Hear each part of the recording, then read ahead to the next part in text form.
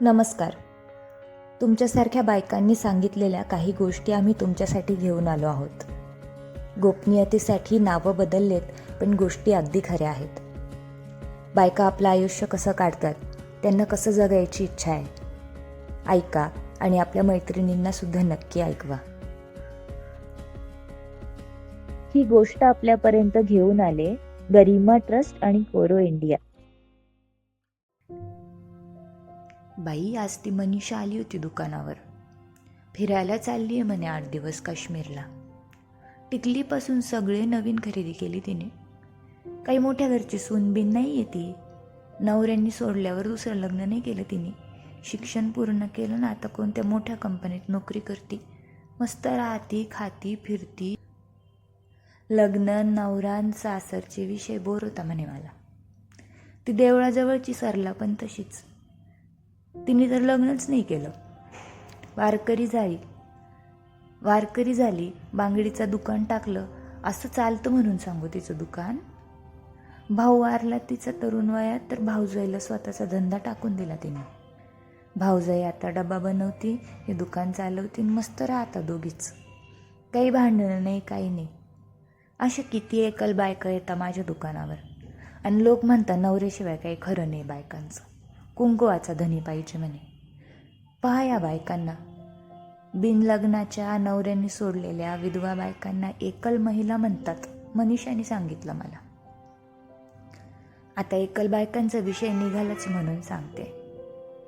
माझी चुलत सासूचा नवरा पण तरुण वयातच वारला.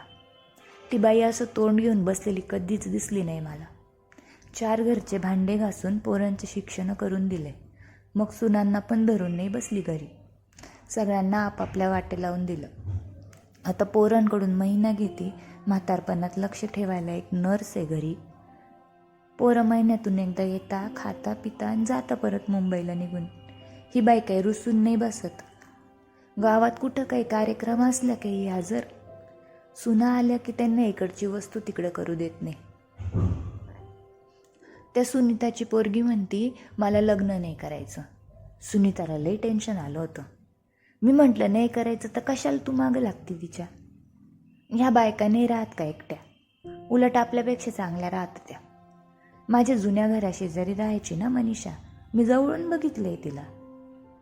आपल्याला वाटतं बिचारी, पण ती लई खमकी आहे. तिचं घर असं नेटनेटकं प्रसन्न ठेवलेलं असतं. जिथली वस्तू तिथं. चांगलं चांगलं करून खाती. माझ्या पोरांना तर लई येड होतं तिचं. आपल्या वेशीवरच्या मराठी शाळेत शिकवती ती. घरी गरीब पोरांची ट्युशन घेते. तिच्या मैत्रिणी पण तशाच होत्या. वर्षातून 2दा ट्रिप काढता, फिरून येता. त्यांची पार्टी असली का मला बोलवायची. मला कुठं घरच्या घरातून वेळ मिळतो. एक झालं का एक चालूच आपलं.